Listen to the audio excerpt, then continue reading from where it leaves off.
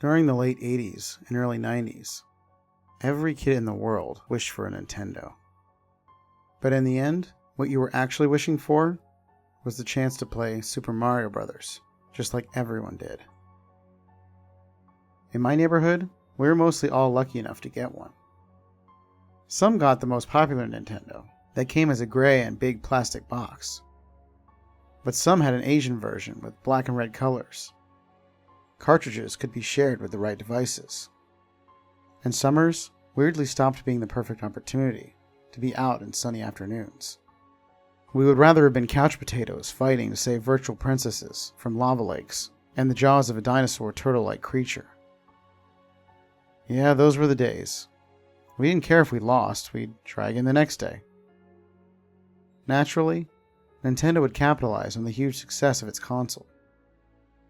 Selling more of them? You betcha. But that wasn't all.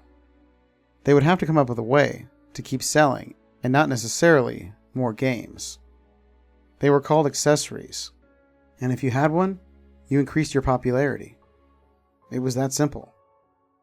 Whether it was the Power Pad or the Konami Laser Scope, if you had more of them, then you had more power as far as teenage rules go. It was during that time that Nintendo released something called the Power Glove, a popular and very expensive accessory that would supposedly change the gaming industry. However, in my small hometown, it became the basis for an event so bizarre and so violent, we still can't explain it to this day. The summer of 1990 was the end of childhood for many kids in my area. No families on my block could afford to get the Power Glove, not even as a Christmas present. We had all seen the film The Wizard, where the glove is shown as an essential tool, and had become fascinated with the device.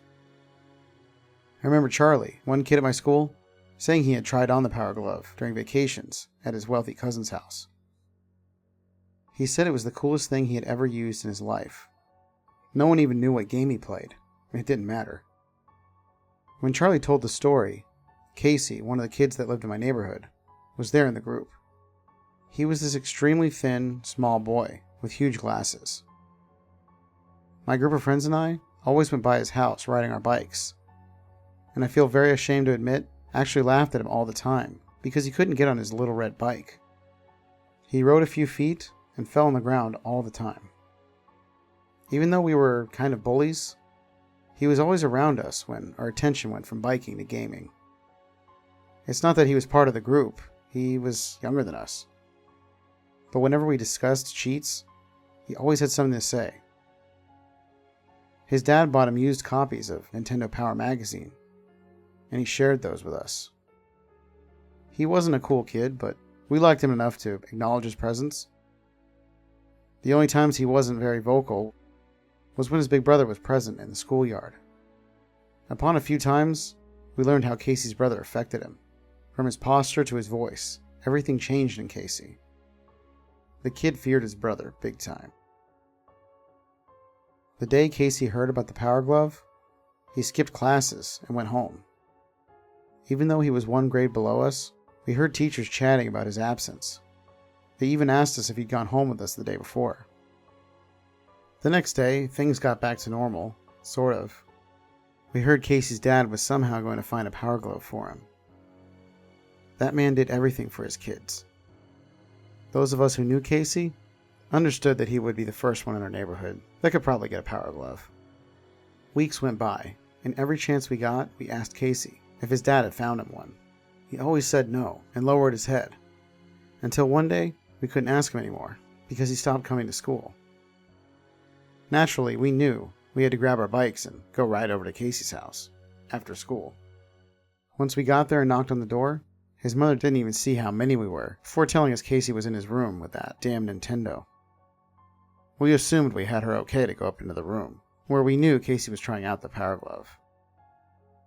What we immediately noticed when we got in there was how close Casey was to the TV.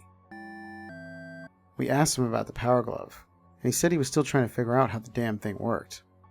He had several magazines beside him with open Power Glove articles. We grabbed a few magazines and sat on his bed, while unsuccessfully trying to make him see we weren't that interested in the glove. It was a mixture of rubber and plastic and fabric. that allowed you to move your hand and dominate whatever took place on the screen. And Casey's small hands, it seemed too big. We were filled with envy, and we looked at each other while silently coming up with an order in which we would try out Casey's new acquisition. However, when I looked at the floor, I saw the box for the Power Glove. It didn't feature the same imagery Nintendo accessory boxes were known for. This was a red box with black, unrecognizable characters. It wasn't English, it was something I couldn't recognize. It also had a blackline sketch of what appeared to be the glove on it. I immediately knew this wasn't an official version of the Power Glove, but a bootleg imitation. My excitement went a bit down from then on out. But then Casey yelled triumphantly. He had figured out how the thing worked, and was showing us how to control a robotic hand on the screen. We hadn't seen this game before, and actually were not very impressed with the graphics. But this was the Power Glove in all its glory. We wondered if Casey would let us try it. Minutes went by, and Casey's eyes seemed to open beyond what their sockets were capable of. We asked him to let us try it out, but Casey's answers were confusing and jumbled up. Eventually we got bored and left his room without getting an answer, and went home to beg our parents for a Power Glove. We had seen it in action, and as glitchy as it seemed to be, every one of us wanted one. Although the next day would change everything. When we arrived at school, Casey wasn't there, but we knew he was okay. We had seen him just the previous day. The school day went by fast, and we decided we would go by Casey's again to see if we could convince him to let us try out the glove. Late afternoon, we took our bikes and headed over there, and what we found were ambulance lights, police chatter through walkie-talkies, and many concerned adults standing outside their house. A few minutes later, I saw my mom walking desperately to where I was, and that's when I knew it was serious. My heart started beating faster every time another body bag was brought out of the house. One after another, and each one weighing less than the next. We counted 5, and looked at each other in panic as we realized the number matched Casey's family members. My mouth dropped when we saw a policeman carrying a plastic bag containing a bloody NES, and controllers with ripped cables. Tommy and Zach immediately grabbed their bikes and left. I stayed with my mom, who let me know she was there by grabbing my arm very tightly. Holding my breath, I just waited for her to let go. That was the last day I ever tried to turn on a Nintendo console, as the red light on the front instantly reminds me of the blood in that bag. Decades went by, and no one had any idea, aside from rumors, of what had happened in Casey's household. That was until Charlie contacted me a few years back. He had become a detective in my hometown. We hadn't stayed in touch, even during the rest of our school years. He had sent me an email with a police report. The subject read, "Delete after downloading a local copy." The attachment was a set of documents that addressed the killings in Casey's house all those years ago. My blood went cold as I saw it mentioned that Casey was a suspect for the violent murders. That night my wife found me shaking, half asleep at my desk, with tears in my eyes. The next day, I read everything again, and this is what I remember.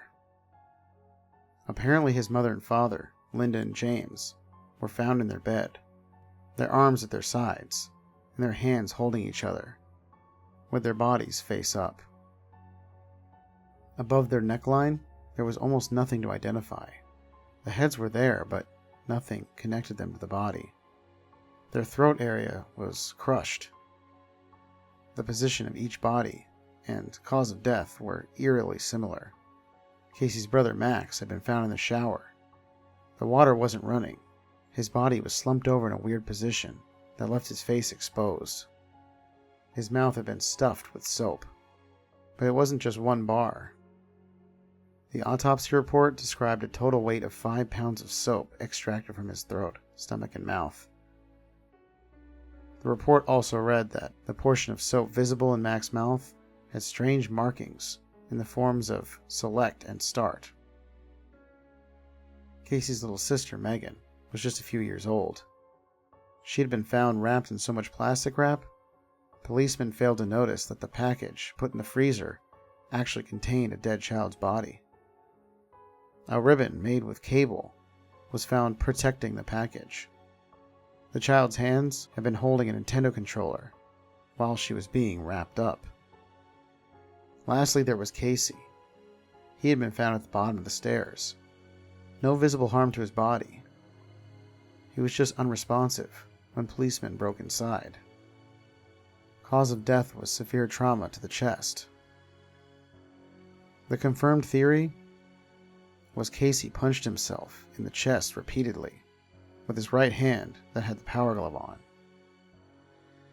Specialists couldn't even figure out how many times he had hit himself, but they guessed it had been for more than 18 hours until his heart stopped. Investigators concluded this was a strange case of homicide-suicide. No motivations, no notes. Only the bodies of a family, which was no more. I can't say this was definitely caused by the power glove, because I'm no detective, but the Campbells were a pretty average family that would celebrate birthdays, Christmas. They would go to the movie theater on Fridays and go to church on Sundays. They were normal. And the only thing in that house that wasn't normal was that weird foreign power glove, which no one knows the origins of.